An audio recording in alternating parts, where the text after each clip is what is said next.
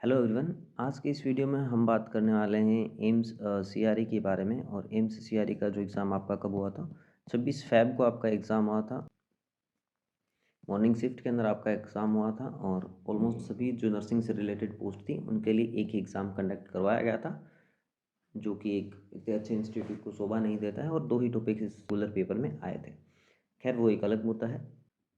मैं cut off बताऊँ उससे पहले मैं चाहता हूँ कि आप अपनी तरफ से गेस करें कि जो कट ऑफ है वो क्या रह सकती है। और आप कमेंट सेक्शन में कैटेगरी वाइज अपनी कट ऑफ है वो लिख सकते हैं। उसके अलावा जितने भी क्वेश्चन आपके सही हुए हैं, अगर आपने किसी कोचिंग से मिलाए हैं, तो आप अपने क्या है नंबर ऑफ़ क्वेश्चन जो आपके सही हो रहे हैं वो भी लिख सकते हैं। और देखते हैं कि किसकी कट ऑफ है वो सबसे ज़्यादा अच्छे से मैच करती है, मेरी या आपकी। और अगर आप मेरे व्हाट्सएप ग्रुप से जुड़ना चाहते हैं, तो आपको वीडियो की डिस्क्रिप्शन बॉक्स में या फिर कमेंट सेक्शन में पिन कमेंट मिल जाएगा, जिसके अंदर व्हाट्सएप ग्रुप का लिंक दिया गया है। वहाँ से आप जाके क्या कर सकते हैं, ज्वाइन कर सकते हैं। फिलहाल वीडियो स्टार्ट करते हैं। कट ऑफ की बात करने से पहले अगर मैं बताऊं कि प्रीवियस ईयर की जो कट ऑफ है वो क्या थी, 50 के अराउंड जनरल की कट ऑफ थी। ये हम बेस लाइन अगर देखें तो यहाँ पे जो नॉन नर्सिंग वाला पोर्शन था वो क्या था, थोड़ा सा हार्ड था इस बार के मुकाबले। उसके अलावा जो नर्सिंग का पोर्शन था वो क्या था, वेल डिवाइडेड था हर एक सब्जेक्ट से। ऐसा नहीं था कि दो ही टॉपिक या फिर एक ही सब्जेक्ट के कुछ टॉपिक उठा के डाल दिए गए हों। तो ये पेपर का लेवल अगर देखें तो पेपर का लेवल थोड़ा हाई था अब की बार वाले पेपर से। क्यों हाई था, आपको मैं थोड़ा सा रीज़न बताता हूँ। अब की बार वाले पेपर में दो टॉपिक आए, HIV एंड ट्यूबरकुलोसिस। और उसके अलावा क्या आया था, नॉन नर्सिंग वाला क्वेश्चन आया था। नॉन नर्सिंग वाला पोर्शन के क्या थे, 20 क्वेश्चन थे। 20 में से अगर आप थोड़ा बहुत भी पढ़ के गए हैं तो 15 क्वेश्चन आपने ईजिली अटैम्प्ट किए हैं और वो आपके सही होंगे, क्योंकि बहुत ही ईजी क्वेश्चन थे। और ऐसे क्वेश्चन थे जनरल नॉलेज के भी जो आप आसानी से कर सकते हैं, एक या दो क्वेश्चन को छोड़ के बाकी सारे क्वेश्चन इजी थे। ऐसे ही इंग्लिश के क्वेश्चन भी इजी से ही थे। मैथ रीजनिंग का तो कुछ खास था ही नहीं। इवन रीजनिंग का एक जो क्वेश्चन था वो तो क्या था, ऑप्शन ही उसमें क्या EPH की जगह EHP या फिर ऐसा कुछ लिखा हुआ था। और इंग्लिश का भी जो एक क्वेश्चन था उसके अंदर जो अंडरलाइन वाला क्वेश्चन था उसके अंदर उन्होंने अंडरलाइन की ही नहीं थी। तो ऐसे कुछ क्वेश्चंस थे। और यहाँ पे अगर हो सकता है कि वो दो क्वेश्चन अगर हट जाएँ तो फिर 18 ही क्वेश्चन बचते हैं और 18 में से आपके 15 नंबर आने के चांसेस हैं, अगर आप थोड़ा बहुत पढ़ के गए हैं। तो ये नॉन नर्सिंग के अंदर नर्सिंग वाले स्टूडेंट्स का क्या है, 15 नंबर आना एक बहुत बड़ी बात है। और वो ये दिखाता है कि पेपर कितना ईजी था नॉन नर्सिंग का। बात करें HIV और ट्यूबरकुलोसिस की, तो ट्यूबरकुलोसिस के तो कोई खास क्वेश्चन नहीं थे, 5 या 6 क्वेश्चन थे। लेकिन HIV के अंदर बहुत सारे क्वेश्चन थे जो रिपीट इन द सेंस कि अगर फर्स्ट क्वेश्चन उन्होंने HIV PCR से पूछा है, तो चौथे या पाँचवें क्वेश्चन में उन्होंने क्या बता दिया है, ड्यूरेशन बता दी है कि कब किया जाता है। और उससे दो चार क्वेश्चन बाद उन्होंने क्या पूछ लिया है कि कब किया जाता है। मतलब पहले में आंसर दे दिया, दूसरे में क्वेश्चन पूछ लिया। ऐसे अराउंड 10 क्वेश्चन आपके पास होंगे कम से कम जो ऐसे हुए होंगे, क्योंकि एक ही टॉपिक से 70 क्वेश्चन उठाना एक छोटी बात नहीं है। आपके क्वेश्चंस तो आपस में रिपीट होंगे ही होंगे। जहाँ पे 10 से 15 क्वेश्चन है वो किसी भी बच्चे ने सही कर लिए होंगे। उसके अलावा 10 से 15 क्वेश्चन ऐसे थे जो बहुत ईजी थे। तो यहाँ पे अगर इनका मीडियम भी लेके चलें तो 25 क्वेश्चन एवरेज हर बच्चे ने सही किए होंगे।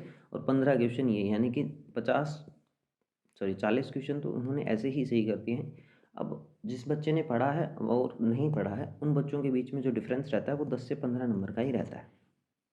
जिसने बिल्कुल नहीं पढ़ा है उसके 15 नंबर कम आएंगे, जिसने काफ़ी कुछ पढ़ा है उसके 15 नंबर ज़्यादा आएंगे। एम्स के अंदर इससे ज़्यादा डिफरेंस नहीं रहता है। जो क्वालिफाई करते हैं उनकी बात कर रहा हूँ मैं, जो क्वालिफाई नहीं करते हैं उनकी तो हम क्या ही बात करें, ऐसे तो 0 नंबर भी आता ही है।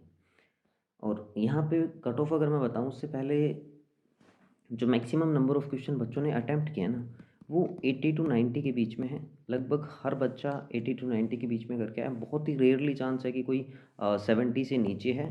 5 से 10 बच्चे ऐसे होंगे 1000 में से जो 70 से नीचे करके आएंगे। और ऐसे ही अगर 90 से ऊपर की अगर बात करें तो वही 5 से 10 बच्चे होंगे 1000 या 2000 में जो 90 से ऊपर करके आए होंगे। तो यहाँ पे आप 80 क्वेश्चन जब एम्स के अंदर करके आते हैं तो 15 से 20 क्वेश्चन तो आपके गलत होंगे ही होंगे। चाहे आप कोई भी टॉपिक ले लीजिए, सिंपल से सिंपल ले लीजिए। इवन SGPG का भी जब एग्ज़ाम होता है तो वहाँ पे भी बच्चे जब 85 87 90 क्वेश्चन करके आते हैं और कट ऑफ रहती है 65। क्यों रहती है वो कट ऑफ, क्योंकि नेगेटिव मार्किंग जाती है। और नर्सिंग वाले क्वेश्चन जो ऑनलाइनर होते हैं वहाँ पे नेगेटिव होने के चांसेस होते हैं। इस वाले पेपर में भी HIV के अंदर काफ़ी क्वेश्चंस थे जो सीधे डायरेक्ट पूछे गए थे। गाइडलाइन से रिलेटेड क्वेश्चन थे, टेस्ट से रिलेटेड, डायग्नोसिस से रिलेटेड। और कुछ एक टर्मिनोलॉजीज़ थी, जैसे यू एंड यू का क्या मतलब होता है, ऐसे क्वेश्चंस हैं वो पूछे गए थे जो या तो कि आपके क्या होंगे, सही होंगे या आपके गलत होंगे या फिर आपने किए नहीं होंगे। 3 ही ऑप्शन उसके अंदर हो सकता है। प्रोबेबिलिटीज़ यहाँ पे नहीं बनती है कि शायद सही हो जाएगा, क्योंकि प्रायोरिटी बेसिस क्वेश्चन नहीं है। तो यहाँ पे जब 40 क्वेश्चन हर बच्चा करके आएगा, उसके अलावा 15 क्वेश्चन अगर कोई और कर देगा तो 55, अराउंड 55 के अराउंड आपकी कट ऑफ रहेगी यूआर कैटेगरी की। अब यहाँ पे मैं सीधा 55 नहीं बोलूँगा, क्योंकि 55 एक एग्जैक्ट गैस करना थोड़ा मुश्किल हो जाता है। तो 55 से 60 के अराउंड मेरा गैस रहेगा यूआर की कट ऑफ का। वही अगर बात करें ओबीसी का, तो ओबीसी और यूआर के अंदर खास डिफरेंस रहता नहीं है एम्स के अंदर। स्टिल मैं 2 नंबर का डिफरेंस देना चाहूँगा, 53 टू 58 आपका रह सकता है। एससी कैटेगरी के अंदर भी ज़्यादा डिफरेंस आजकल रहता नहीं है, 50 टू 54। एसटी कैटेगरी के अंदर थोड़ी कट ऑफ कम रह सकती है, जो मैं बता रहा हूँ उससे भी थोड़ी कम हो सकती है, 47 टू 51 कट ऑफ में बताऊँगा, हो सकता है 46 हो जाए। और ईडब्ल्यूएस कैटेगरी की अगर हम बात करते हैं, तो वही ओबीसी और एससी कैटेगरी के बीच में, यानी कि 50 से 52 या 53 आपकी कट ऑफ रह सकती है, और हो सकता है यहाँ पे 49 हो जाए।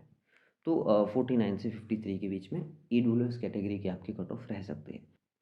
तो अगर आपके इतने क्वेश्चन सही होते हैं नेगेटिव कट करने के बाद, तो आपके चांसेस हैं कि आपका सिलेक्शन है वो हो जाए। दूसरी बात, रिज़ल्ट कभी भी आ सकता है, इसलिए अपने डॉक्यूमेंट्स हैं वो आपको क्या रखने हैं, रेडी रखने हैं, क्योंकि एम्स ज़्यादा टाइम है वो नहीं देता है। आप ऐसा नहीं है कि बाद में कास्ट सर्टिफिकेट वगैरह बनवा लेंगे, अभी भी आपके अगर कोई कॉलेज में या फिर कहीं डॉक्यूमेंट दिए हुए हैं, तो आप कॉलेज से या फिर कहीं से भी आपके जो भी डॉक्यूमेंट्स हैं अपने पास रखें, पूरी लिस्ट है वो तैयार रखें। जैसे ही रिज़ल्ट आता है आपसे डॉक्यूमेंट मांगे जाएंगे। तो ये थी कट ऑफ से रिलेटेड जानकारी।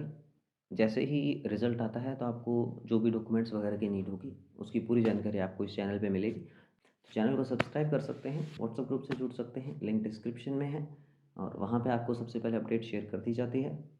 मैं मिलता हूँ आपको नेक्स्ट वीडियो में, तब तक के लिए बाय बाय।